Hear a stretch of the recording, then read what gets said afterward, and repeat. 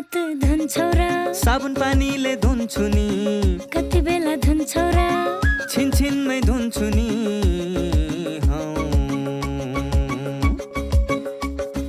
घरमा पस्दा अफिस पस्दा सधैँ धुन्छु हात कोरोनालाई यसै गरी भगाइदिन्छु म त घरमा पस्दा अफिस पस्दा सधैँ धुन्छु हात कोरोनालाई यसै गरी भगाइदिन्छु म त भान्सा छिर्नु अगाडि खाना खानु अगाडि जहाँ त्यही छोएपछि हातले छोपी खोकेपछि हात धुन्छौ र साबुन पानीले धुन्छु नि कति बेला धुन्छौ र छिनछिनमै धुन्छु नि कोरोनाबाट बच्ने 3 उपायहरू। व्यक्ति बीच 2 मिटर टाढा बस्ने, घरबाट बाहिर निस्कँदा मास्क लगाउने र बेला बेलामा साबुन पानीले मिची 20 सेकेन्डसम्म हात धुने। कोरोनाबाट आफू पनि बचाउँ र अरूलाई पनि बचाउँ। नमस्कार, स्वस्थ जीवन कार्यक्रममा तपाईलाई स्वागत छ। नेपाल सरकार, स्वास्थ्य तथा जनसङ्ख्या मन्त्रालय, राष्ट्रिय स्वास्थ्य शिक्षा सूचना तथा सञ्चार केन्द्र र नेपाल टेलिभिजन बीच सहकार्यमा निर्माण गरिएको यो कार्यक्रम एनटिभी प्लसका साथै एनटिभी इटहरी र एनटिभी कोहलपुरबाट पनि हेर्न सक्नुहुनेछ। नेपालको संविधानले स्वास्थ्य सम्बन्धी हकलाई नागरिकको मौलिक हकका रूपमा प्रत्याभूत गरेको छ। समृद्ध नेपाल सुखी नेपालीको राष्ट्रिय आकांक्षा पूरा गर्न आवधिक योजनाहरूमा पनि गुणस्तरीय स्वास्थ्य सेवामा जनताको पहुँच वृद्धि गर्ने लक्ष्य राखिएको छ भने आधारभूत स्वास्थ्य सेवामा राज्यको लगानी पनि वृद्धि भइरहेको छ। स्वास्थ्य सेवामा आम नागरिकको पहुँच वृद्धि गर्न भएका प्रयासहरूका साथै हरेक व्यक्तिले आफ्नो स्वस्थ जीवनका लागि अवलम्बन गर्नुपर्ने उपायहरूबारे हामीले यो कार्यक्रममा चर्चा गर्नेछौँ।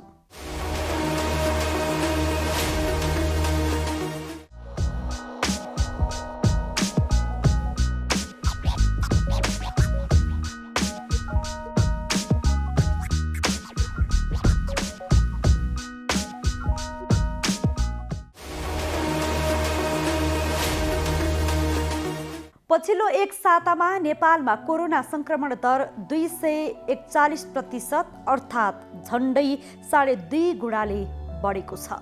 यो वृद्धि दर विश्वकै उच्च हो। अहिलेकै हिसाबले संक्रमित बढ्दै गए भने अबको 3 महिनामा झन्डै 2 लाख जनामा संक्रमण हुन सक्ने अनुमान गरिएको छ। नेपालमा संक्रमण दर बढेसँगै मृत्यु दर पनि बढेको छ। संक्रमणको अवस्था र सरकारको तयारी समेटिएको रिपोर्ट आज हामीले प्रस्तुत गर्नेछौँ। कोरोना संक्रमणले बिरामीमा पार्ने असरहरूमा पनि गत वर्षको भन्दा धेरै फरक पाइएको छ। गत वर्षको कोरोना लहर भन्दा यो वर्ष गम्भीर बिरामीको संख्या बढ्दो छ। कोरोना संक्रमणले मुख्य रूपमा फोक्सोलाई असर गर्दछ। त्यो बाहेक किडनी, मुटु, कलेजो, मस्तिष्क, स्नायु, रक्तनली आदिलाई पनि असर गर्दछ। कोरोना भाइरसका कारण हुने असरका साथै रक्तनलीमा हुने समस्याबारे रक्तनली विशेषज्ञसँग आज हामीले संवाद गर्नेछौँ। स्वस्थ जीवनका लागि हाम्रो जीवनशैली कस्तो हुनुपर्छ, यसबारे विज्ञको सुझाव पनि प्रस्तुत गर्नेछौँ। सुरुमा यो विशेष रिपोर्ट।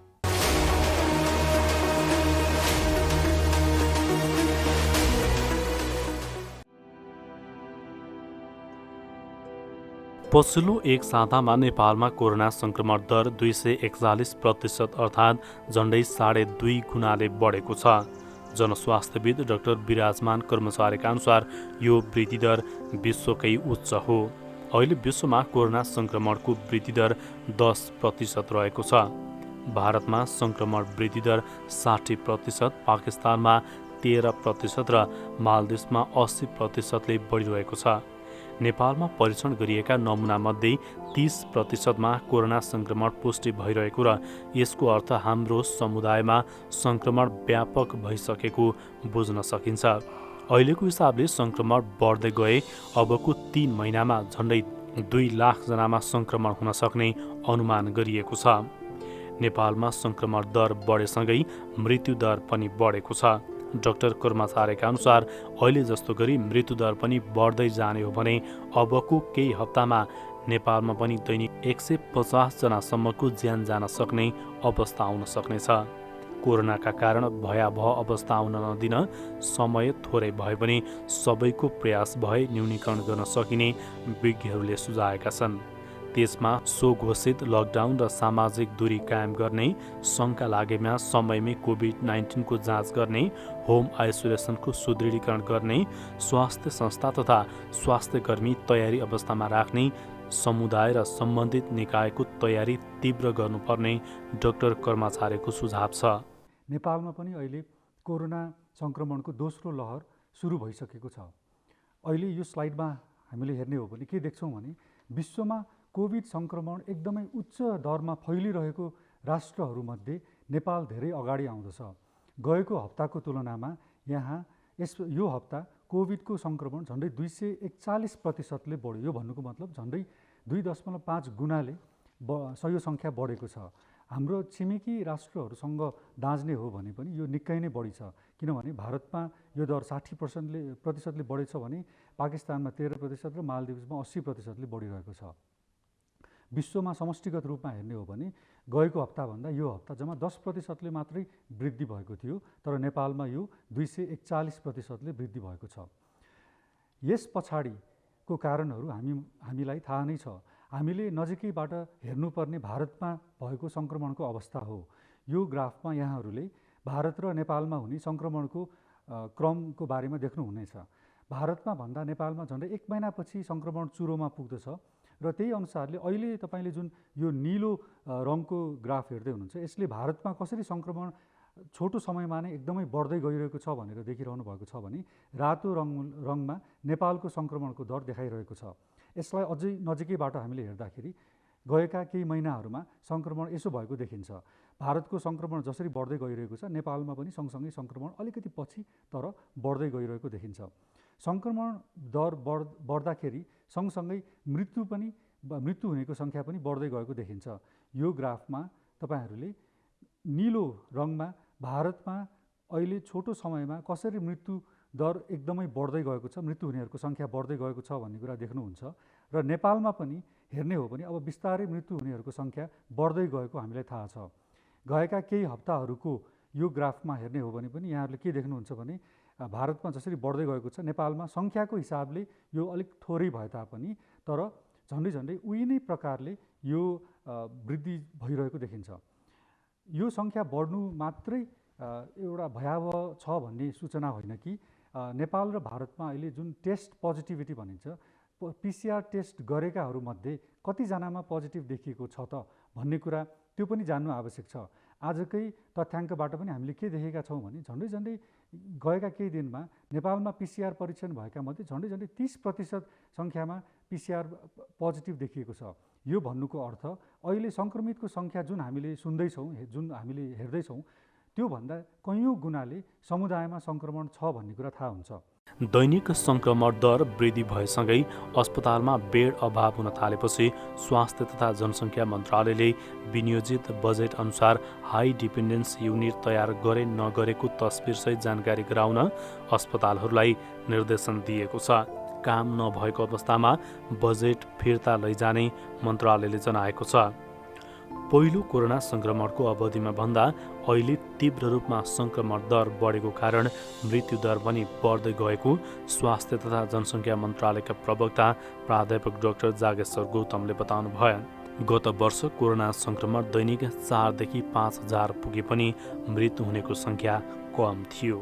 नेपाल सरकारले मिति 2078 वैशाख 6 गते राजपत्रमा प्रकाशित गरेको कोभिड-19 सङ्क्रमण रोकथाम तथा नियन्त्रण सम्बन्धी आदेशको 16 घमा उल्लेख भए बमोजिम सार्वजनिक, निजी तथा गैर सरकारी स्वास्थ्य संस्था, जनशक्ति, औजार, उपकरण, भवन तथा अन्य स्थान स्वास्थ्य सेवा र कार्यको लागि प्रयोग गर्न सबै सामाजिक विकास मन्त्रालयहरूसँग समन्वय गरी स्वास्थ्य सेवा विभागले आवश्यक व्यवस्थापन यथाशीघ्र मिलाउने भन्ने निर्णय भएको छ।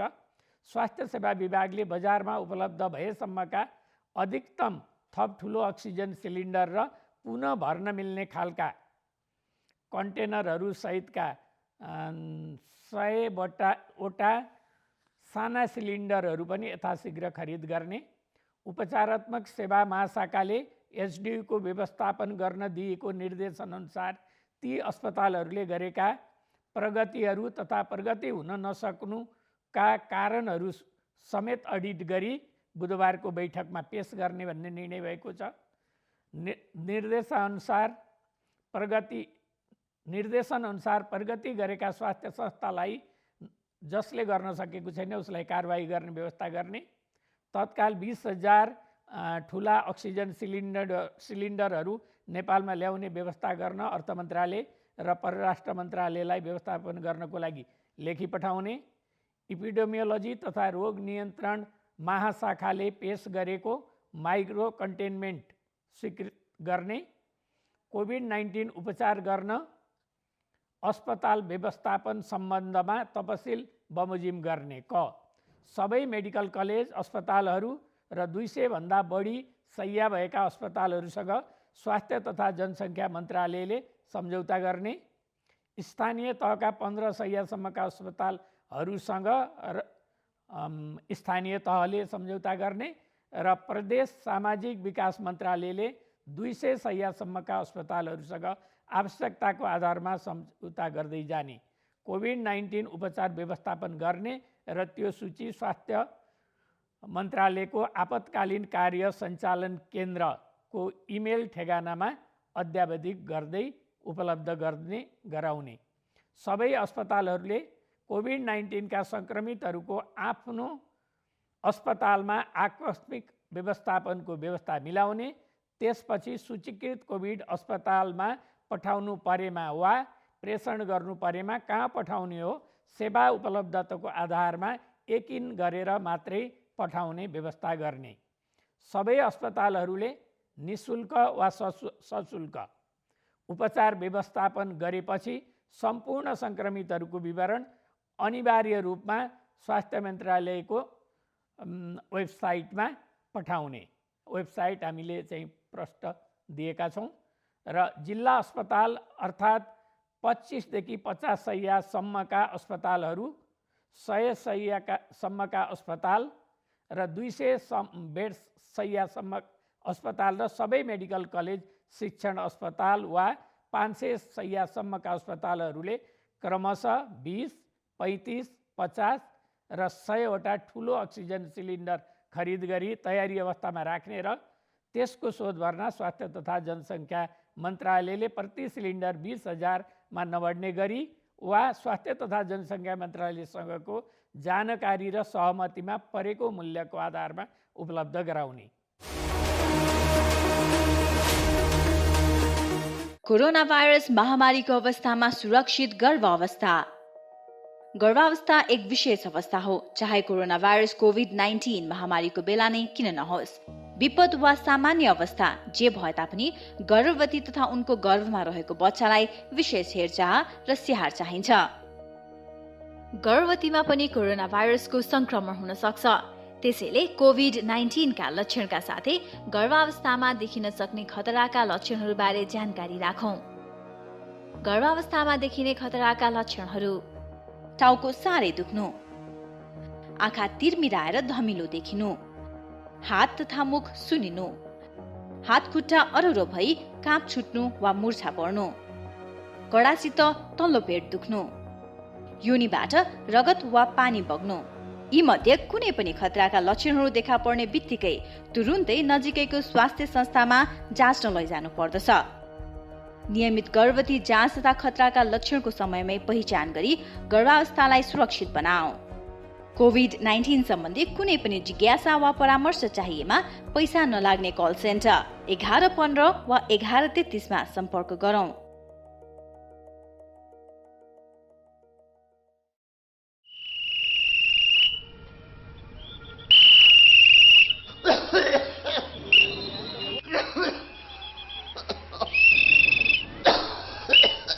मान्छेले यसरी लगातार खोक्न थाल्नुमा कति भयो?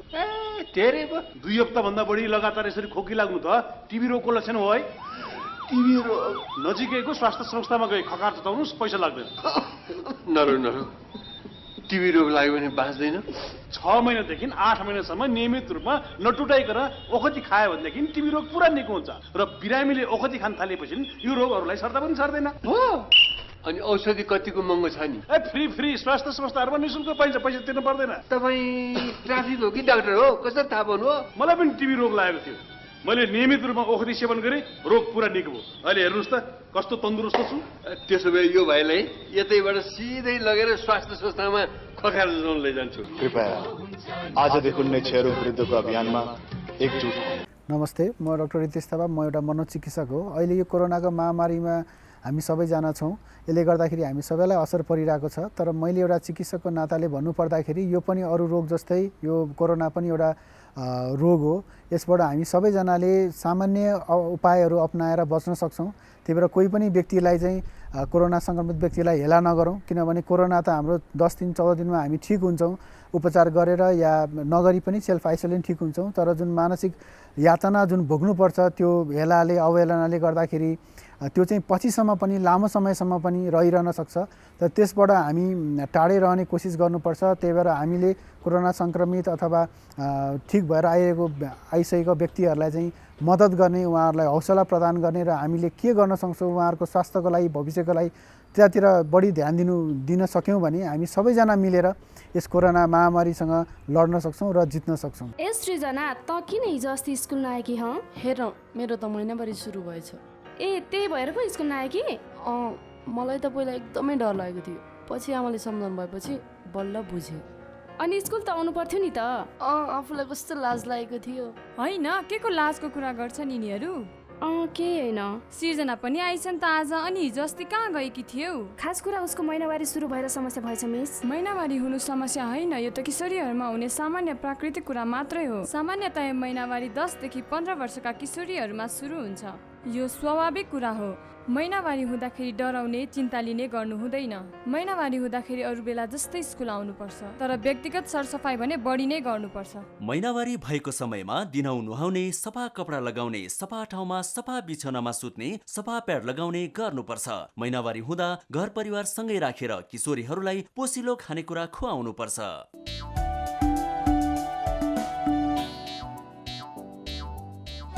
नमस्ते दाजु भाउजू। नमस्कार। कताबाट अस्पतालमा? कसलाई के भयो र? त्यस्तो केही होइन भाइ, यिनको र मेरो सामान्य स्वास्थ्य जाँच गर्न आएको। ल, केही नहुँदा पनि स्वास्थ्य परीक्षण गर्नुपर्छ र? पैसाको नाश मात्र। त्यसो भनेर कहाँ हुन्छ र भाइ? समय समयमा स्वास्थ्य जाँच गरायो भने आफ्नो स्वास्थ्यको अवस्था बारे थाहा हुन्छ। यसरी नियमित रूपमा स्वास्थ्य जाँच गराउँदा कुनै रोग लागेको छ भने सुरुवाती अवस्थामा नै रोग पत्ता लाग्छ अनि समयमै उपचार गर्न सजिलो हुन्छ नि। सही भन्नुभयो दाइ। मैले पनि आफ्नो र परिवारको नियमित स्वास्थ्य जाँच गराएको भए आज मेरो श्रीमतीको यो हालत हुने थिएन र पैसा पनि जोगिन्थ्यो। म त मेरो र मेरो परिवारको स्वास्थ्य प्रति सजग छु।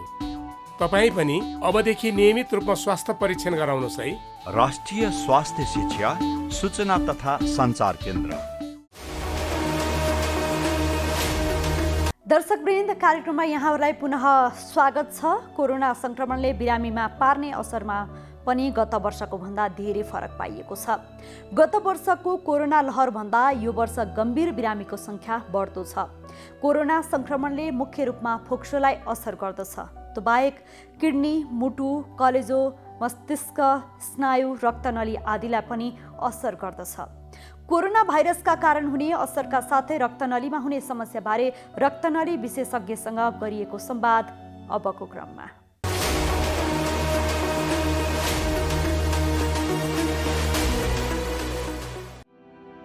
कोरोना सङ्क्रमणले बिरामीमा पार्ने असरमा पनि गत वर्षको भन्दा धेरै फरक पाइएको छ। गत वर्षको कोरोना लहरभन्दा यो वर्ष गम्भीर बिरामीको सङ्ख्या बढ्दो छ। अघिल्लो पटकको कोरोना सङ्क्रमण कुल पोजिटिभ मध्ये थोरै प्रतिशत सङ्क्रमितलाई मात्रै भर्ना गर्नुपर्ने तथा अक्सिजन आवश्यक पर्ने गरेको थियो। अहिले गम्भीर अवस्थाका सङ्क्रमितहरू धेरै छन्। यसअघि भर्ना भएका बिरामीमध्ये 60% मात्रै अक्सिजन आवश्यक पर्ने गरेकोमा अहिले त्यो बढेर 80 देखि 90% पुगेको छ। कोरोना सङ्क्रमणले मुख्य रूपमा फोक्सोलाई असर गर्दछ। त्यसबाहेक किडनी, मुटु, कलेजो, मस्तिष्क, स्नायु, रक्तनली आदिलाई पनि असर गर्दछ। भाइरसको कारण सबैभन्दा पहिले श्वास प्रश्वासमा समस्या आएपछि मानिसको फोक्सो बिग्रन थाल्दछ। फोक्सोका कोषमा भाइरसको सङ्क्रमणले गर्दा सास फेर्न गाह्रो हुने समस्या देखा पर्छ। कोरोना भाइरसले मानिसको सानो ठुलो आन्द्रामा पनि असर गर्दछ। यस्तै कोरोना भाइरसले शरीरको रक्तनलीहरूमा पनि असर गर्दछ। सबै डक्टरहरू कोरोनासँग जुझ्दै काम गरिरहेछौँ। विभिन्न महिनामा चाहिँ हामीले गर्ने कामहरू अलिअलि फरक जस्तो तरिकाले गरे तापनि अहिले आएर चाहिँ यो दोस्रो लहरमा चाहिँ अब झनै गाह्रो भइरहेछ। त त्यसको बावजुद पनि हामीले सबै सावधानी अपनाएर गरिरहेछौँ र अब 1 वर्ष अगाडि सुरु भएको चाहिँ अहिलेसम्ममा चाहिँ हामीले अहिले चाहिँ नर्मल जस्तो काम पनि गरिसकेको थियौँ 3-4 महिना अगाडिदेखि। त अहिले दोस्रो लहरमा आएर अहिले फेरि धेरै प्रिकसनहरू लिएर गरिरहेछौँ।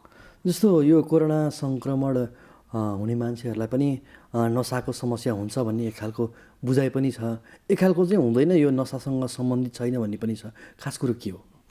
जब कोरोना भाइरसको बारेमा पोहोर साल अथवा त्योभन्दा अलिकति अगाडिदेखि सुरु भयो, अब कोरोना भाइरसले कुन कुन अङ्गलाई असर गर्छ भनेर धेरै अध्ययनहरू भयो। अब प्राय अध्ययनले चाहिँ सुरुदेखि नै मुख्य चाहिँ फोक्सोलाई नै असर गर्छ। यो नाकबाट मुखबाट छिरेर फोक्सोमा गएर फोक्सोबाट अन्य अङ्गमा असर गर्छ भनेर पत्ता लागेको थियो। तर बिस्तारै चाहिँ के पनि पत्ता लाग्न थाल्यो भने हाम्रो रक्तनलीको रोगहरू पनि कोरोना भाइरसले गराउन सक्छ भन्ने चाहिँ पत्ता लगाउन थाल्यो विदेशबाट। र नेपालमा पनि हामीले धेरै रक्तनलीको रोगहरू चाहिँ कोरोना भाइरसकै कारणले भएका पनि देख्यौँ। र मुख्यतः अब जुन बिरामीमा जटिल किसिमको सङ्क्रमण हुन्छ त्यस्तो बिरामीमा चाहिँ यो रक्तनलीको रोग हुने सम्भावना अझ बढी हुन्छ। र त्यही कारणले चाहिँ कोरोना भाइरस भएर अस्पतालमै भर्ना हुने अवस्थाको बिरामीहरूलाई चाहिँ रक्तनलीको रोग नलागोस् भन्नलाई औषधिहरू पनि दिन थालिसक्यो।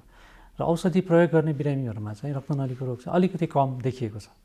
तर त्यसमा मुख्यतः हुने भनेको अब एक थरी रगत चाहिँ मुटुबाट चाहिँ सबै अङ्गमा जाने रक्तनली हुन्छ, अर्को रक्तनली भनेको चाहिँ सबै अङ्गबाट चाहिँ मुटुमा फर्किने हुन्छ। र कोरोना भाइरसले दुवै नसालाई रक्तनलीलाई असर गर्छ। तर धेरै जसो चाहिँ मुटुमा फर्किने रक्तनलीमा चाहिँ आफसे आफ चाहिँ रगतको नसाहरूमा रगत जाम हुने चाहिँ नसामा चाहिँ रगत बन्द हुने त्यस्तो खालको समस्या चाहिँ आउन सक्छ। जस्तो अहिले नेपालको ट्रेन्ड चाहिँ कस्तो छ? नेपालमा चाहिँ कोरोना भाइरस सङ्क्रमितहरू छन् नि, उनीहरूलाई चाहिँ नसाको समस्या कतिको पाउनुभएको छ? अब ठ्याक्कै अब ठुलो लेभलमा हामीले अध्ययनहरू भनेर नेपालमा एकदमै धेरै चाहिँ गरेको छैन। तर जे जति अध्ययन भयो र विभिन्न हामी डक्टरको टिमहरूले चाहिँ जुन किसिमको उपचारहरू गरिरहेछौँ हामीले चाहिँ भेटिरहेछौँ। जस्तै कोरोनाको सङ्क्रमण भएर अस्पतालमा भर्ना हुने बिरामीमा चाहिँ यस्तो किसिमको जुन रगतको मुटुमा फर्किने रक्तनलीहरूमा चाहिँ नसा आफै बन्द हुने बिरामीहरू चाहिँ देखिरहेछौँ। अब ठ्याक्कै यति प्रतिशत भनेर चाहिँ अहिलेसम्म कुनै पनि अध्ययनले भनेको छैन। तर चाहिँ केही नभए पनि 5-10% बिरामीमा चाहिँ त्यस्तो खालको समस्याहरू हुन्छ। त्यही नहोस् भन्नलाई चाहिँ सुरुमा चाहिँ हामीले सुईबाट पनि औषधिहरू चलाउँछौँ भर्नै हुने बिरामीमा। र कति बिरामीलाई चाहिँ हामीले खाने औषधि दिएर त्यस्तो खालको समस्या नहोस् भन्नको लागि चाहिँ औषधि उपचार पनि गर्छौँ। जस्तो कोरोना सङ्क्रमण भएर निको भइसकेकाहरूलाई चाहिँ यो रक्तनालीको समस्या हुन्छ हुँदैन? अघि भने जस्तै सबै बिरामीमा हुँदैन, तर सालाखाला 5-10% बिरामीमा चाहिँ त्यस्तो खालको होइन। जस्तो विश्व भएर सङ्क्रमण चाहिँ पूर्ण रूपमा निको भइसक्यो त्यस्तो खालको बिरामीमा पनि हुन्छ, नहुने भन्ने छैन। तर कस्तो हुन्छ भने अब बिरामीलाई कोरोनाको सङ्क्रमण भयो, पूर्ण रूपमा निको भयो, त्यसको केही महिनापछि चाहिँ रक्तनलीको रोगहरू देखा पर्न सक्छ। त्यस्तो बिरामीमा चाहिँ अब पहिलाभन्दा चाहिँ अहिले आम मानिसमा चाहिँ रक्तनलीको रोग अलिक बेसी देखिरहेछौँ। त्यसको प्रमुख कारण भनेको कोरोनाको सङ्क्रमण नै हुनुपर्छ। अब यसमा रोगैको नाम भन्दाखेरि चाहिँ हामीले एउटा एक थरी रोग हुन्छ डिप भेन थ्रोम्बोसिस भनेर मुटुमा फर्किने भित्री रक्तनलीमा चाहिँ रगत जम्ने रोग। त्यो चाहिँ अहिले एकदमै धेरै देखिरहेछौँ। जुन पहिला 2 वर्ष अगाडि जति देख्थ्यौँ हामीले त्योभन्दा अहिले एकदमै धेरै देखिरहेछौँ। र त्यस्तो खालको बिरामीमा हामीले सोध्दै गयो भने कोरोनाको सङ्क्रमण भएको पनि पाइरहेछौँ। त्यो कारणले गर्दा चाहिँ कोरोनाको पूर्ण रूपमा निर्मूलै भए पनि केही महिनापछि यस्तो खालको रोगहरू हुन चाहिँ सक्छ। जस्तो रक्तनलीका खास समस्याहरू चाहिँ के हुन्? अब रक्तनली भन्नाले चाहिँ अब साधारण आम मानिसले बुझ्ने भनेको नसाकै रोग भन्छौँ। तर नसाको रोग भन्दाखेरि चाहिँ हाम्रो शरीरमा 3-4 थरी नसाको रोगहरू हुन्छ। नसा भनेर जस्तै अब न्युरो सम्बन्धी रोगलाई पनि नसाकै रोग भन्छ। अब कहिलेकाहीँ साइकेट्री सम्बन्धी रोगलाई पनि नसाकै रोग हुन्छ। हाड जोड्नेमा पनि एक थरी समस्यालाई पनि नसाकै रोग पनि भन्छ। तर हामीले चाहिँ जुन नसाको रोग उपचार गर्छौँ त्यो चाहिँ रक्तनली सम्बन्धी, अङ्ग्रेजीमा चाहिँ यसलाई अब भास्कुलर डिजिज भन्छौँ। भास्कुलर रोग अथवा नेपालीमा रक्तनलीको रोग। त्यसमा चाहिँ कस्तो हुन्छ भने रक्तनली भनेको शरीरमा सबै अङ्गमा हुन्छ। त्यो चाहिँ सुरु हुने चाहिँ अब मुटुबाट चाहिँ निस्किने रक्तनली हुन्छ, जसलाई चाहिँ हामीले आर्टरी भन्छौँ अथवा सजिलो भाषामा चाहिँ रातो किसिमको रक्तनली। अर्को चाहिँ मुटुमा फर्किने रक्तनली हुन्छ, त्यसलाई चाहिँ अब सजिलो भाषामा निलो रक्तनली अथवा मुटुमा फर्किने रक्तनली, अङ्ग्रेजीमा चाहिँ भेन्स भन्छ। चाहिँ यो आर्टरी र भेन्स दुवै खालको रोगलाई चाहिँ हामी समग्रमा चाहिँ हामीले रक्तनली सम्बन्धी रोगहरू भन्छौँ। त्यो चाहिँ अब हरेक अङ्गमा हुन्छ, तर हाम्रो अनुभवमा चाहिँ शरीरमा हात र खुट्टामा मुख्यतः खुट्टामा चाहिँ एकदम रक्तनलीको रोगहरू धेरै हुन्छ। त्यसमा चाहिँ 4-5 थरी एकदमै कमन धेरै देखिने चाहिँ रक्तनलीको रोग चाहिँ खुट्टामा हुने गर्छ। जस्तो कस्तो देखिन्छ यसमा? अब धेरै नेपालमा सायद अब अध्ययन नै गर्ने हो भने सबैभन्दा धेरै हुने रक्तनलीको रोग भनेको चाहिँ खुट्टाको नसाहरू फुल्ने, जस्तै पिँडौलातिर चाहिँ रक्तनलीहरू एकदम ठुल्ठुलो हुने निलो खालको रक्तनलीहरू, त्यसलाई चाहिँ अब हामीले रोगको नाम चाहिँ भेरिकोज भेन्स भन्छ। अब त्यसलाई चाहिँ हामीले नेपालीमा चाहिँ पिँडौलामा गडौला भन्ने यस्तो खालको बिरामीलाई बुझाउन सजिलो भाषामा चाहिँ पिँडौलामा चाहिँ रक्तनलीहरू फुलेर आउने रोग भेरिकोज भेन्स चाहिँ सबैभन्दा धेरै हुने रोग हो। अर्को चाहिँ अब मुटुबाट जुन खुट्टामा जाने रक्तनलीमा चाहिँ उमेरअनुसार अथवा डायबिटिज, हाइपरटेन्सन, चुरोट खाने मान्छेहरूमा चाहिँ त्यो नसाहरूमा चाहिँ बोसो जमेर त्यो नसाहरू साँगुरिने अथवा कति अवस्थामा चाहिँ नसा नै बन्द हुने त्यस्तो खालको रोग पनि हुन्छ, जसलाई चाहिँ हामीले सजिलो भाषामा चाहिँ लेग एट्याक भन्छौँ। जसरी हार्ट एट्याक भने जस्तै खुट्टामा जाने रक्तनली बन्द भयो भने खुट्टाको रक्त सञ्चालन बन्द हुन्छ, त्यसलाई चाहिँ लेग एट्याक भन्छौँ। अब यसको मेडिकल हिसाबले चाहिँ मेडिकल रोगको नाम चाहिँ पेरिफेरल आर्टेरियल डिजिज भन्छौँ। त्यो भनेको चाहिँ खुट्टामा जाने अथवा हातमा जाने रक्तनलीहरू साँघुरो हुने अथवा बन्द हुने, यो दुईवटा रोग चाहिँ सबैभन्दा धेरै हुने रक्तनलीको रोगहरू हो। अब यो बाहेक पनि अर्को चाहिँ वंशानुगत अथवा जन्मजात चाहिँ शरीरमा कुनै ठाउँमा नसाहरू गुजुल्टो हुने, नसाहरू फुल्ने त्यस्तो खालको भास्कुलर मालफर्मेसन भन्छ, त्यो भनेको चाहिँ जन्मजात नै हुने रक्तनली सम्बन्धी रोगहरू। जस्तो यी रोगहरूको चाहिँ उपचार कसरी गरिन्छ? अब नेपालमा चाहिँ रक्तनलीको विभागहरू, विशेषज्ञहरू अलिकति अरू देशको दाँजोमा कम छ। त्यही भएको हुनाले यसको सुरुमा चाहिँ निदान गर्नुपर्छ। यो रोग कुन चाहिँ रोग छ भनेर पत्ता लगाउने अथवा निदान गर्ने चाहिँ प्रोसेस तरिका हुन्छ। त्यसको लागि चाहिँ हामीले चाहिँ धुलिखेल हस्पिटलमा चाहिँ हामीले भास्कुलर ल्याब भनेर हालै मात्रै सुरु गरेछौँ। अब सायद यो नेपालमा यो पहिलोचोटि नै होला। त्यसमा चाहिँ अब भास्कुलर ल्याबमा पनि दुईवटा पार्ट हुन्छ। एउटा चाहिँ नन इन्भेजिभ भास्कुलर ल्याब भनेर शरीरमा घाउ नबनाइकन अथवा सियोहरू नछिराइकन जाँच गर्ने पद्धति, त्यसलाई चाहिँ नन इन्भेजिभ भास्कुलर ल्याब भन्छौँ। अर्को चाहिँ क्याथ ल्याब भन्छ। क्याथ ल्याब भनेको चाहिँ अब धेरै ठाउँमा छ क्याथ ल्याब चाहिँ, त्यसमा चाहिँ शरीरमा नसाहरूमा चाहिँ तारहरू छिराएर औषधहरू पठाएर गरिने जाँचहरू, यो दुईवटा प्रविधिबाट चाहिँ रोगको निदान गर्न सकिन्छ। तर यसमा अब अहिले हालसालै धुलिखेल हस्पिटलमा नन इन्भेजिभ भास्कुलर ल्याब सुरु भएको हुनाले अब चाहिँ रक्तनलीको रोगको निदान गर्न अझै सजिलो हुन्छ। अब जुन किसिमको भास्कुलर ल्याबमा गर्ने निदानमा चाहिँ के गर्छौँ भने हामीले एउटा पद्धति भनेको चाहिँ अल्ट्रासाउन्ड, जुन सबैले बुझ्छौँ अल्ट्रासाउन्ड भनेर, जसरी पेटको अल्ट्रासाउन्ड गर्छ, अरू अङ्गको अल्ट्रासाउन्ड गर्छ, त्यसरी नै रक्तनलीको पनि अल्ट्रासाउन्ड गर्न मिल्छ। त्यसलाई चाहिँ हामीले डप्लर अल्ट्रासाउन्ड भन्छौँ। त्यो डप्लर अल्ट्रासाउन्ड गर्दाखेरि चाहिँ ठ्याक्कै रक्तनली कुन चाहिँ रक्तनलीमा समस्या छ, त्यो रक्तनलीमा कस्तो खालको समस्या छ, त्यो सबै पत्ता लगाउन सक्छौँ। त्यो पनि एउटा नन इन्भेजिभ भास्कुलर ल्याबको एउटा सबैभन्दा अभिन्न अङ्ग डप्लर अल्ट्रासाउन्ड भन्छौँ। अब अर्को भनेको चाहिँ यो एबिआई भन्छौँ मेडिकल भाषामा। त्यसमा चाहिँ के गर्छ भने शरीरमा जसरी हामीले ब्लड प्रेसर नाप्छौँ, त्यो चाहिँ धेरै हामीले बिरामीको हातमा ब्लड प्रेसर नाप्छौँ, त्यस्तै गरेर खुट्टाको रक्तनलीको पनि प्रेसर नाप्न मिल्छ। त्यो चाहिँ विशेष खालको औजार चाहिन्छ, त्यो चाहिँ ल्याबमै गर्नुपर्ने हुन्छ। त्यसो गऱ्यो भने पनि रक्तनलीको रोगहरू, विभिन्न खाले रोगहरू चाहिँ निदान गर्न सक्छौँ। त्यसलाई चाहिँ हामीले एबिआई अथवा एङ्कल ब्राकेल इन्डेक्स भन्छौँ। त्यसको अर्थ चाहिँ खुट्टामा हुने रक्तनलीको प्रेसर र हातमा नापिने रक्तनलीको प्रेसरको बिचको अन्तर हेर्न मिल्छ। यदि त्यो कम भयो, एउटा लेभलभन्दा कम भयो भने त्यसपछि हामीले चाहिँ खुट्टामा चाहिँ यस्तो खालको रोगहरू छ भनेर पत्ता लगाउन सक्छौँ। तर एबिआई भन्ने जाँच्नको लागि चाहिँ मिलेसम्म चाहिँ भास्कुलर ल्याबको सुविधा भयो भने धेरै सजिलो हुन्छ। हामीले चाहिँ अब धुलिखेल हस्पिटलमा 1 महिना अगाडिबाट त्यो सेवा सुरु गरिसकेछौँ र यसबाट चाहिँ हामीले विभिन्न रक्तनलीको रोगहरू चाहिँ निदान गर्ने क्रममा छौँ हामी। जस्तो भेरिकोज भेनको कुरा पनि भयो नि, यो खास के कारणले हुन्छ? अब भेरिकोज भेन चाहिँ अब रक्तनलीको सबैभन्दा धेरै देखिने रोग हो। अब यसको हुने प्रमुख कारण चाहिँ नेपालको कन्टेक्स्ट हामीले 3-4वटा अध्ययन पनि गऱ्यौँ। अब सबैभन्दा प्रमुख कारण चाहिँ महिलाहरूमा चाहिँ गर्भवती हुँदाखेरि हुन्छ। धेरैजसो महिलाहरूमा भेरिकोज भेन भयो भने चाहिँ गर्भवतीको समयमा बच्चा चाहिँ एउटा तौलभन्दा बढी भइसकेपछि त्यसले चाहिँ पेटमा नसाहरू थिचिएर खुट्टाको नसाहरू फुल्ने समस्या ल्याउँछ। मुख्य महिलामा हुने कारण चाहिँ यो। अरू अब पुरुषमा र अन्य महिलाहरूमा चाहिँ अर्को कारण भनेको चाहिँ तौल। यदि चाहिँ कसैको तौल अब धेरै भयो, अब बिएमआई भन्ने जान्छौँ, त्यसमा चाहिँ अब 22 अथवा 24भन्दा बेसी भयो, तौल बेसी भयो भने पनि त्यसले पनि भेरिकोज भेन ल्याउन सक्छ। अर्को चाहिँ अब हामीले कामकाजी रोग भन्छौँ। कामकाजी भनेर जो मान्छे चाहिँ आफ्नो काममा चाहिँ धेरै उभिनुपर्छ, दैनिक 6 घन्टाभन्दा बढी उभिने अथवा एकचोटिमै 45 मिनट अथवा 1 घन्टाभन्दा बढी उभिराख्नुपर्ने खालको काम गर्नुपर्ने मान्छेहरूमा पनि भेरिकोज भेन धेरै देख्छौँ। अब अर्को भनेको चाहिँ यो चुरोट खाने मान्छेहरूमा पनि भेरिकोज भेन बढी हुन्छ र कोहीको चाहिँ वंशानुगत बुवा आमालाई भेरिकोज भेन छ भने बालबच्चालाई पनि भेरिकोज भेन हुने सम्भावना बढी हुन्छ। जस्तो वंशानुगत यो रक्तनलीका समस्याहरू चाहिँ के हुन्? अब वंशानुगत रक्तनलीमा मुख्य चाहिँ एउटा चाहिँ भास्कुलर मालफर्मेसन भनेर जन्मजात शरीरमा बन्नु नपर्ने ठाउँमा नसाको गुजुल्टोहरू बन्ने। अब रक्तनली भनेको शरीरमा चाहिने तत्त्व हो, तर एकै ठाउँमा चाहिने भन्दा बढी पनि हुनु हुँदैन।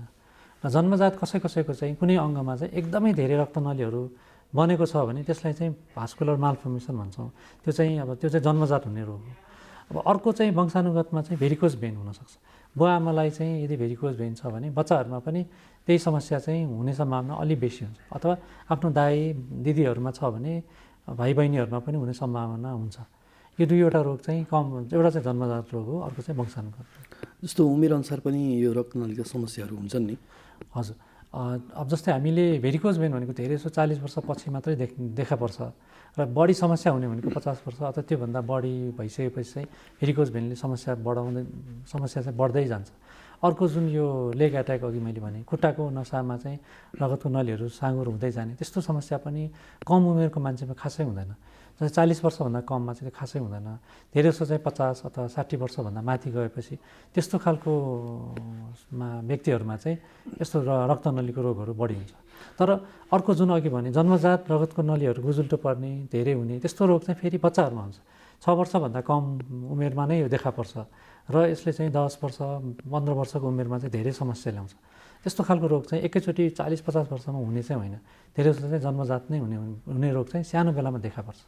जस्तो अघि तपाईँले पनि भन्नुभयो नि खुट्टामा हातमा बढी जसो रक्तनलीका समस्याहरू आउँछन्, अन्य अङ्गमा चाहिँ आउँदैन धेरै? अब रक्तनलीकै रोग समस्या चाहिँ अन्य अङ्गमा पनि आउनसक्छ। जस्तै भन्नु अनुहारमा पनि आउनसक्छ। कुनै चाहिँ अब ब्रेनभित्रै पनि यो रक्तनलीकै रोगहरू पनि भइराख्न सक्छ। तर धेरै जसो चाहिँ यो पत्ता लगाउन चाहिँ बिरामीलाई थाहा हुँदैन।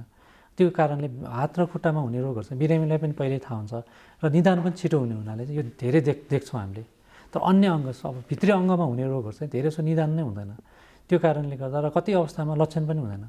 जस्तै कलेजोमा चाहिँ यो जन्मजात रगतको नलीको गुजुल्टो छ भने त्यो व्यक्तिलाई जिन्दगीभर थाहा नै नहुनु पनि सक्छ र कहिलेकाहीँ अब सिटी स्क्यान अन्य जाँचहरू गर्दा मात्रै देखा पर्नु पनि सक्छ। त्यो निदान कम हुने हुनाले चाहिँ यो बढी मात्रामा हात र खुट्टामा र देखिने भागमा चाहिँ बढी थाहा हुन्छ। अलिकति फेरि त्यो भास्कुलर ल्याबको बारेमा अलिकति जोडौँ न। जस्तो भास्कुलर ल्याब त्यसपछि सिटी स्क्यान अरू एक्सरेहरू गरिन्छ नि, यसमा फरक के छ? हजुर। अब पहिले चाहिँ रगतको नलीको रोग भने एउटा चाहिँ अब हामीले डप्लर भन्ने भिडियो एक्सरे गरेर पत्ता लगाइन्थ्यो, अर्को चाहिँ सिटी स्क्यान एमआरआईबाट पनि पत्ता लगाइन्थ्यो। त्यो चाहिँ अब मुख्य निदान गर्ने पद्धति नै हो। तर त्यतिले मात्रै सबै भास्कुलर रोगको निदान गर्न सकिँदैन, अथवा निदानै भए पनि त्यो कुन स्टेजमा छ त्यसको थप उपचार पद्धति के हो भनेर पत्ता लगाउनलाई चाहिँ भास्कुलर ल्याब भयो भने धेरै सजिलो हुन्छ।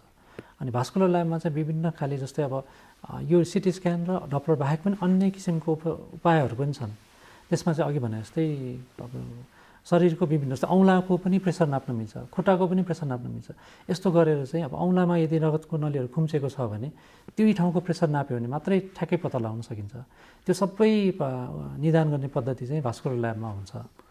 जस्तो नसा सम्बन्धी रक्तनली सम्बन्धी रोगको उपचार चाहिँ हामीले कसरी गर्न सक्छौँ? जस्तो अपरेसनै गर्नुपर्छ अथवा औषधि खानुपर्छ अथवा हस्पिटल नगइकन घरमै पनि गर्न सकिन्छ, कसरी पहिचान गर्ने?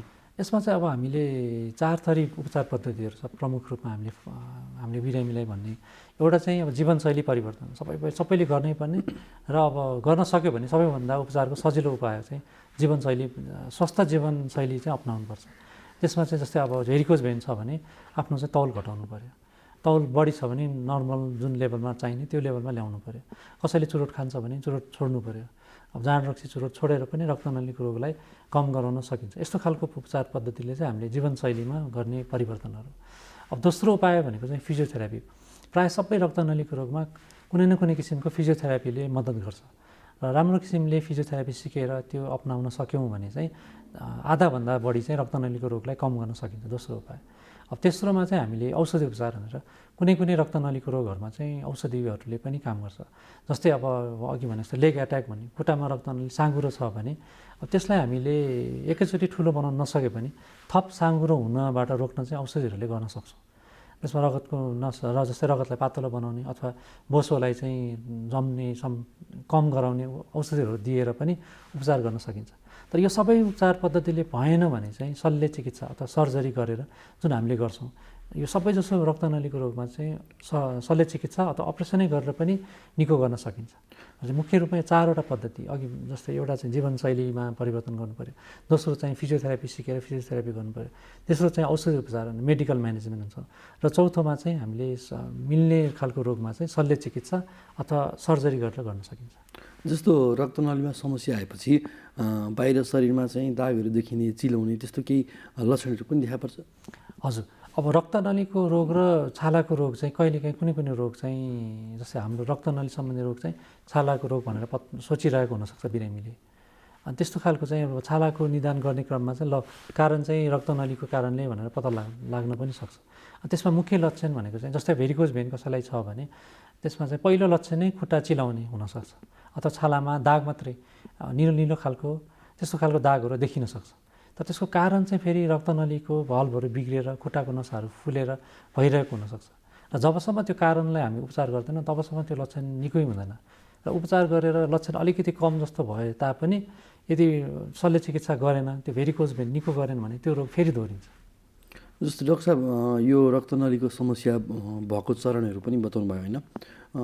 बिरामीले चाहिँ कुन अवस्थामा अस्पतालमा जान सक्छ, कुन अवस्थामा चाहिँ घरमै बसेर पनि उपचार गर्न सक्छ त? अब जस्तै अब यसमा रक्तनलीको कुन चाहिँ रोगमा भर पर्छ। जस्तै अघि भने जस्तै प्रमुख रूपमा 4-5वटा रक्तनलीको रोगहरू हामीले हेर्छौँ, उपचार गर्छौँ। त्यसमा अब जस्तै अब एउटा चाहिँ भेरिकोज भेन छ भने त्यो चाहिँ 0देखि 6 भनेको जम्मै 7वटा चरण हुन्छ। 7वटा चरणमा बिरामीले थाहा पाउने चरण भनेको धेरै छ, दोस्रो अथवा तेस्रो चरणमा थाहा हुन्छ। र सुरुको अवस्था जस्तै 0 अथवा 1 चरणसम्म छ भने बिरामीले थाहा पनि हुँदैन र थाहा नै भए पनि त्यसको लागि खासै उपचार गर्नु पर्दैन, घरैमा बसेर सबै गर्नु मिल्छ। तर यदि दोस्रो, तेस्रो, चौथो चरणमा छ भने चाहिँ अस्पताल गएर त्यही अनुसारको उपचार गर्नुपर्छ। समयमै उपचार गऱ्यो भने यस्तो खालको रोग चाहिँ पूर्ण रूपमा निको हुन्छ। तर ढिलो गऱ्यो, अब उपचार हामीले सिकायौँ तर बिरामीले त्यो अनुसार गरेन भने चाहिँ त्यो चरण चाहिँ बढ्दै जान्छ र 5औँ 6औँ चरणमा पुग्यो भने चाहिँ उपचार झन्झन गाह्रो हुन्छ। र कुनै अवस्थामा चाहिँ 6औँ चरणमा आएको बिरामी आयो भने चाहिँ हामीले चाहिँ उपचार गर्दै पनि सबै उपचार गर्न नसकिनु पनि सक्छ। जस्तो उमेरअनुसार पनि थेरापीहरूले पनि फरक पार्ने भयो?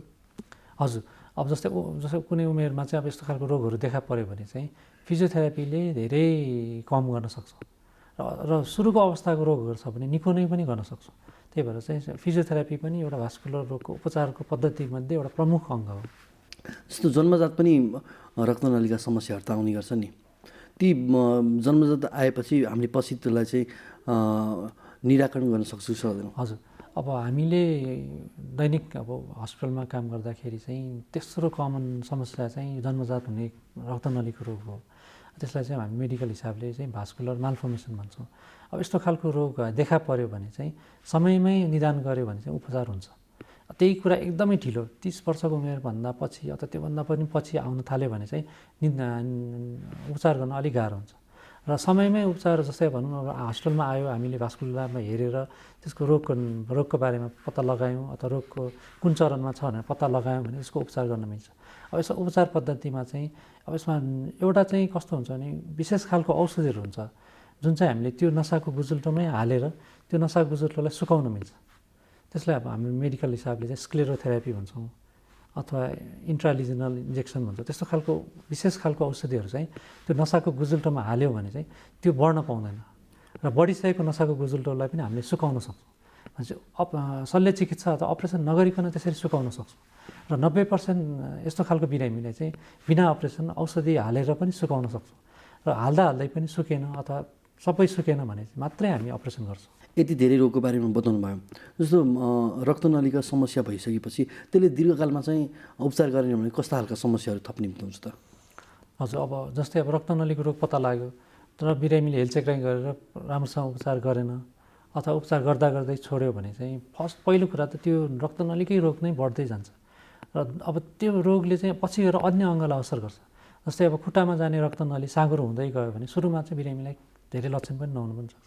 तर एउटा अवस्थामा आइसकेपछि त्यो नसाहरू बन्द हुन्छ र यदि बन्द भयो भने चाहिँ त्योभन्दा तल जुन ठाउँमा चाहिँ रक्तनलीको कोषहरू जुन जानुपर्ने जान सकेन भने चाहिँ त्यो ठाउँमा बिस्तारै बिस्तारै काम नगर्न सक्छ।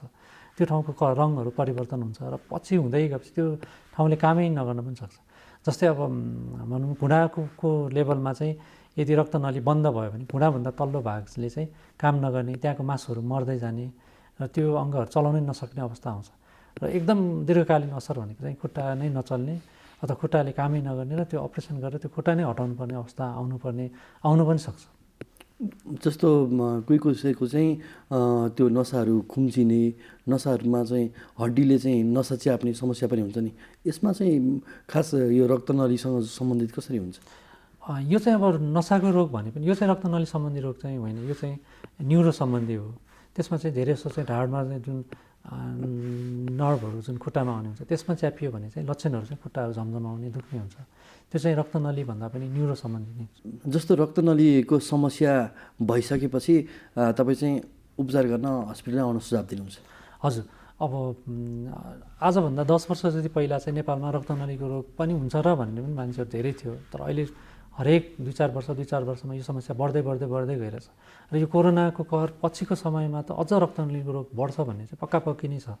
त्यो हिसाबले कसैलाई चाहिँ यस्तो खालको लक्षणहरू रक्तनलीको रोगहरूको लक्षण छ भने सकेसम्म चाँडै हस्पिटलमा आएर देखाउनु र यस जुन भास्कुलर ल्याबमा निदानहरू गऱ्यौँ भने चाहिँ रोग पत्ता लगाउन सकिन्छ। र रोग समयमै पत्ता लाग्यो भने यो निको हुने रोग हो। एउटा अवस्थासम्ममै पत्ता लाग्यो भने चाहिँ रक्तनलीको प्रायः सबै रोग नै निको गर्न सक्छौँ। त्यो हाम्रो सुझावमा चाहिँ ढिलो नगर्नुहोस्, सकेसम्म चाँडै चाहिँ अस्पतालमा आएर यो निदान गर्ने प्रक्रियाहरू नेपालमा सबै नै छ अहिले। त्यही भएर अस्पतालमा आएर उपचार गऱ्यो भने धेरै राम्रो हुन्छ। डाक्टर साहब, खानपिनले पनि रक्तनलीमा असर गर्छ? हजुर, अघि भने जस्तै जीवनशैलीको कारणले चाहिँ रक्तनलीको रोग एकदमै धेरै हुन्छ। त्यसमध्ये पनि प्रमुख कारण भनेको खानपिन। अब खानपिनमा हामीले अब स्वस्थ खाना भनेको के भनेर हामीले सोच्यौँ भने पहिलेको जमानामा चाहिँ अब धेरै हुन्छ नि, अब पोषिलो तत्त्व भनेर खुवाइन्थ्यो। तर त्यसमा कतिपय अवस्थामा चाहिँ अब बोसोजन्य चिजहरू चाहिँ बढी हुनसक्छ, जुन हामी फ्याट भन्छौँ, अथवा बोसोजन्य चिजले चाहिँ रक्तनलीलाई एकदमै नराम्रो असर गर्छ। त्यसमध्ये पनि अब मासुमा र अन्य चिजहरूमा जुनमा चाहिँ यो चिल्लो पदार्थ धेरै हुन्छ, त्यस्तो खालको खानपिनले चाहिँ रक्तनलीको रोगहरू निम्त्याउँछ। एउटा चाहिँ अब हामीले कन्ट्रोल गर्नुपर्ने चाहिँ बोसोजन्य चिज अथवा चिल्लो पदार्थलाई कम गर्नुपर्छ खानपिनमा। अब अर्को भनेको अम्लहरू, जस्तै अब जाँड रक्सी चुरोटले पनि रक्तनलीलाई धेरै नै असर गर्छ। यो दुईवटा चाहिँ सबैभन्दा रक्तनलीको रोगको प्रमुख कारणमा पर्छ। जस्तो टाउकोदेखि खुट्टासम्म, खुट्टाको पैतालासम्म रक्तनलीका धेरै समस्याहरू आउँदैछन्। यी समस्याहरूबाट चाहिँ सधैँ टाढा बस्नका लागि व्यक्ति स्वयं पनि सचेत हुनु पर्यो भन्ने तपाईँको सुझाव रह्यो? हजुर, अब व्यक्ति आफै सचेत भएर नियमित व्यायाम गर्ने, अनि जुन किसिमको अहिलेको यो प्रदूषण छ, धुवाँ धुलो र त्यस्तो खालबाट बस्नु पर्यो र खानपिनमा एकदम राम्रोसँग ध्यान दियो भने चाहिँ रक्तनलीको रोग हुने सम्भावना धेरै कम गर्न सक्छ। अब अहिले यो कोरोनाको समयमा चाहिँ व्यायामहरू चाहिँ एकदमै कम हुने गरेको हामीले देखेका छौँ। अब कोरोनाबाट सङ्क्रमण बच्नलाई चाहिँ हामी बाहिर धेरै निस्किनु हुँदैन र घरैमा बस्नुपर्छ भन्छौँ, त्यो ठिक हो। तर घरमा बस्दाखेरि पनि व्यायामलाई चाहिँ हामीले नछोडौँ। घरमा बस्दाखेरि पनि विभिन्न व्यायामहरू गर्न सकिन्छ। त्यो चाहिँ सकेसम्म सबैले नै अपनाउन सक्यो भने चाहिँ रक्तनलीको रोग हुने सम्भावनालाई घटाउन सक्छौँ। डाक्टर साहब, हामी अन्तिमतिर पनि छौँ। जस्तो कोरोना सङ्क्रमणको एउटा महामारी पनि चलेको छ, यो सन्दर्भमा चाहिँ यो रक्तनलीका समस्या आएमा के गर्ने, रक्तनलीका समस्या कुन अवस्थामा चाहिँ अस्पताल जाने एकपटक बताइदिनु। हजुर, अब कोरोना सङ्क्रमण जुन किसिमको दोस्रो लहर छ त्यसमा अब हामी एकदम साधारण समस्याको लागि अस्पतालमा अहिलेलाई चाहिँ नआउनु नै भन्छौँ, अथवा धेरै बाहिर ननिस्कनु पनि भन्छौँ। एकदम कामै एकदमै अर्जेन्ट काम छ भने मात्रै निस्कौँ, सकेसम्म घरैमा बस्नु। जस्तो पहिचान कसरी गर्ने रक्तनली रोगको चाहिँ यो साधारण अवस्था हो, यो जटिल अवस्था हो, पहिचान चाहिँ? अब जस्तै मुख्य रूपमा जस्तै खुट्टाहरू दुख्यो, हिँड्दाखेरि 2-3 मिनट हिँडेपछि खुट्टा दुख्न थाल्यो, अनि बसेपछि फेरि दुखाइहरू कम हुने, यस्तो खालको लक्षण छ भने चाहिँ यो मुटुबाट आउने खुट्टामा जाने रगतको नलीमा चाहिँ साँघुरो भएको छ कि भन्ने चाहिँ बुझ्नुपर्छ। त्यस्तो खालको लक्षण छ भने ढिलो नगरिकन अस्पतालमा आएर रोगको निदान गर्नुपर्छ। यो भास्कुलर ल्याबमा हामीले निदानहरू गऱ्यौँ भने यस्तो खालको रोग पत्ता लगाउँछ। अर्को चाहिँ अब यो खुट्टाको नसामा, खुट्टामा चाहिँ यो निलो नसाहरू फुलेको देख्न थाल्यो, खुट्टा चिलाउन थाल्यो, दागहरू देख्न थाल्यो भने पनि ढिलो नगरिकन अस्पताल आउनुपर्ने हुन्छ। यस्तो खालको रोगहरू चाहिँ समयमै पत्ता लगाउन सक्यौँ भने उपचार राम्रै उपचार गर्न सकिन्छ। अन्तिममा तपाईँ के सुझाव दिन चाहनुहुन्छ अहिले यो कोरोना महामारीको बिचमा घरमा बसिरहनुभएका आम व्यक्तिहरूलाई?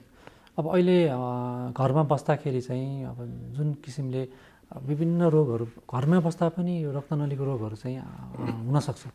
त्यसको प्रमुख कारण भनेको चाहिँ यो स्वास्थ्य खानपिन नभएर हो।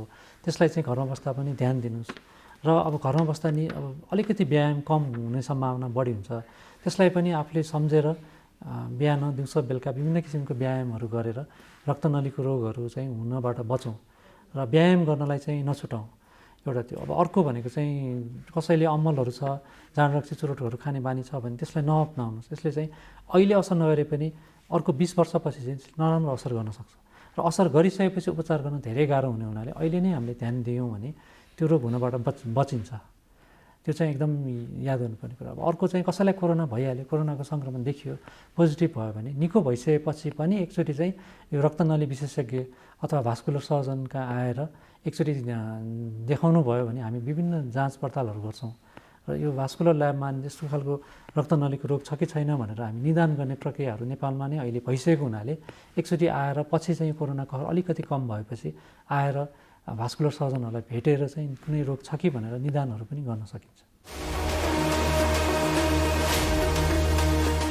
हाम्रो एक सन्तान छ, अर्को तुरुन्तै जन्माउने इच्छा छैन। त्यसैले परिवार योजनाको लामो अवधिका केही अस्थायी साधनहरूको बारेमा सल्लाह लिउँ भनेर आएको। तपाईहरु जस्तो लामो अवधिको गर्भान्तर गर्न चाहनेहरूको लागि इम्प्लान्ट वा आयुसिडी नै ठिक हुन्छ। अनि यो इम्प्लान्ट आयुसिडी कहाँ कसरी प्रयोग गरिन्छ, कति समय काम गर्छ होला? इम्प्लान्ट चाहिँ महिलाहरूको पाखुराको छाला मुनि राख्ने र यो एक पटक राखेपछि 5 वर्षसम्म गर्भ रहँदैन।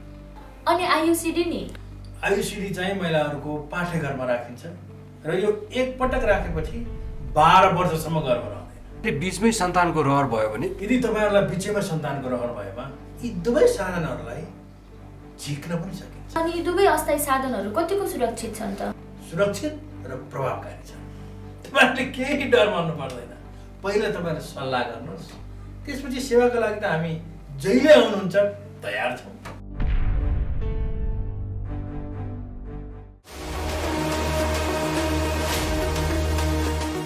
दर्शकवृन्द, स्वस्थ जीवनशैलीका लागि स्वस्थ खानपान, सरसफाइ र व्यायामलाई आफ्नो दिनचर्याको हिस्सा बनाउन विशेषज्ञहरू सुझाव दिन्छन्। अव्यवस्थित दिनचर्याले हाम्रो स्वास्थ्यमा प्रतिकूल असर पारिरहेको हुन्छ। स्वस्थ जीवनका लागि खानपान, बानी व्यवहार, जीवनशैली आदिमा ध्यान दिनुपर्छ। स्वस्थ जीवनशैली कसरी अपनाउने यसबारे विज्ञको सुझाव अबको क्रममा।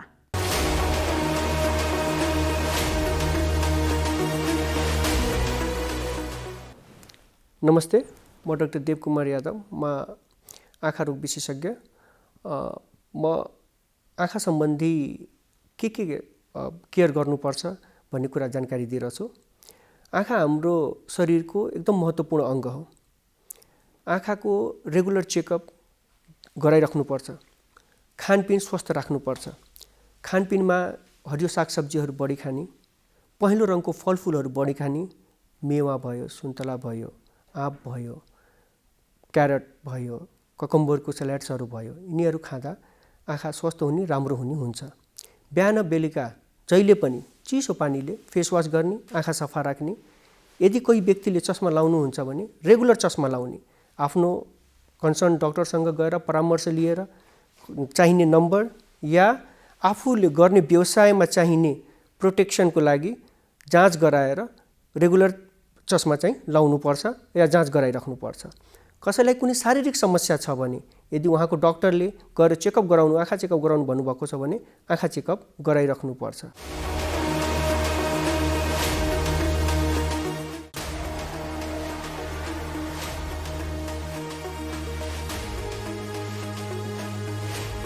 कार्यक्रम स्वस्थ जीवन हरेक दिन एनटिभी प्लसबाट बिहान 7 बजेदेखि 8 बजेसम्म र पूर्ण प्रसारण साँझ 5 देखि 6 बजेसम्म, एनटिभी कोहलपुरबाट 1 देखि 2 बजेसम्म र एनटिभी इटहरीबाट दिउँसो 2 देखि 3 बजेसम्म प्रसारण हुने गरेको छ।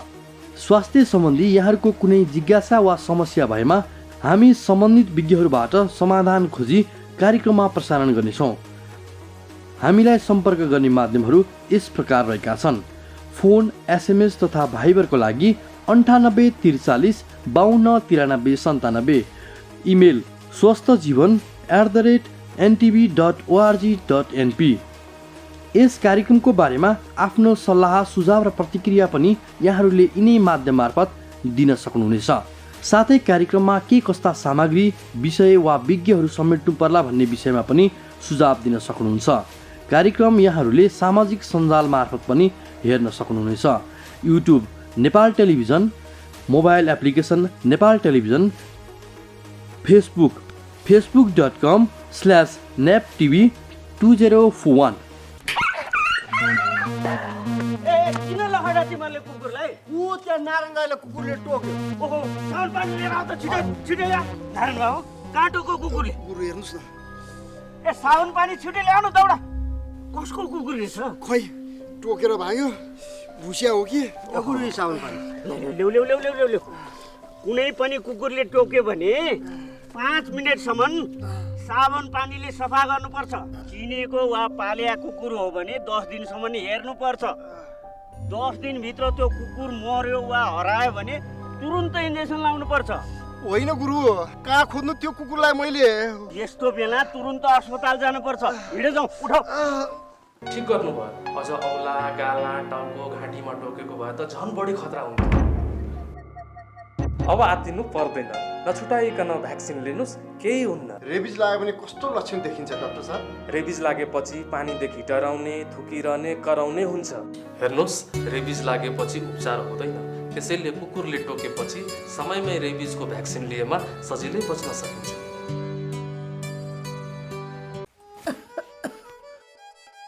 काकी, कता हिँड्नु भएको? रुगा खोकी लागेर सन्चो नभएको धेरै भयो। औषधि लिन हिँडेकी म त। हो, म पनि अस्ति बिरामी हुँदा एन्टिबायोटिक औषध किनेर खाकी थिएँ। ए, मसँग बाँकी छ, त्यही खाँदा भइहाल्छ नि। किन जानु पर्यो र? हिँड्नुहोस्, मसँग औषध लिएर जानु होला। ल ल जाऊ। कहाँ जाने कुरा हुँदैछ? बहिनीकोमा एन्टिबायोटिक रहेछ, त्यही लिन चला लाकी। कहाँ त्यसरी एन्टिबायोटिक खानुहुन्छ त? स्वास्थ्य कर्मीको सिफारिस बिना मैले छोरीलाई एन्टिबायोटिक औषधि खुवाउँदा रोग बल्झेर छोरीले कति धेरै दुःख पाए। तुरुन्त स्वास्थ्य कर्मी कहाँ गएर जचाएर मात्र औषधि खानुहोस्। तपाईँ यहाँ आएर धेरै राम्रो गर्नुभयो। एन्टिबायोटिक औषधिको दुरुपयोगले बारम्बार रोग बल्झिएर निको हुन गाह्रो हुन्छ र हामी सबैलाई जोखिममा पारेको छ। त्यसैले सधैँ स्वास्थ्य कर्मीको सिफारिसमा मात्र एन्टिबायोटिक औषधि पुरा मात्रामा र पुरा अवधि सेवन गर्ने गरौँ। स्वास्थ्य सम्बन्धी महत्त्वपूर्ण नम्बरहरू। स्वास्थ्य सम्बन्धी कुनै पनि जानकारी र सहयोगका लागि स्वास्थ्य तथा जनसङ्ख्या मन्त्रालयका हटलाइन नम्बरहरू 1115 र 1133 वा मोबाइल नम्बर 98 512 55 839। एम्बुलेन्स सेवाको लागि 102 र 112। वैदेशिक रोजगारीको क्रममा स्वास्थ्यमा समस्या भएमा, अन्य सहयोग वा जानकारी आवश्यक परेमा श्रम, रोजगार तथा सामाजिक सुरक्षा मन्त्रालयको हटलाइन नम्बर 1141। शान्ति, सुरक्षा र अन्य सहयोगका लागि नेपाल प्रहरीको नम्बर 100। सशस्त्र प्रहरी बलको नम्बर 1114। रगत आवश्यक परेमा ब्लड बैंकको नम्बर 01 42 25 344। अब भने हामी कार्यक्रमको लगभग अन्त्यतिर आइपुगिसकेका छौँ। पछिल्लो एक सातामा नेपालमा कोरोना संक्रमण दर 241% अर्थात् झन्डै 2.5 गुणाले बढेको छ। यो वृद्धि दर विश्वकै उच्च हो। अहिलेकै हिसाबले संक्रमित बढ्दै गयो भने अबको 3 महिनामा झन्डै 2 लाख जनामा संक्रमण हुन सक्ने अनुमान गरिएको छ। नेपालमा संक्रमण दर बढेसँगै मृत्यु दर पनि बढेको छ। संक्रमणको अवस्था र सरकारको तयारी समेटेको रिपोर्ट आज हामीले प्रस्तुत गर्यौं।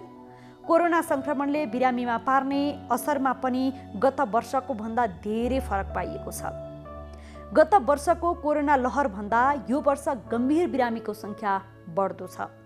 कोरोना संक्रमणले मुख्य रूपमा फोक्सोलाई असर गर्दछ। त्यो बाहेक किडनी, मुटु, कलेजो, मस्तिष्क, स्नायु, रक्तनली आदिलाई पनि असर गर्दछ। कोरोना भाइरसका कारण हुने असरका साथै रक्तनलीमा हुने समस्याबारे रक्तनली विशेषज्ञसँगको स्वास्थ्य संवादका साथै स्वस्थ जीवनका लागि हाम्रो जीवनशैली कस्तो हुनुपर्छ यसबारे विज्ञको सुझाव पनि प्रस्तुत गर्यौं।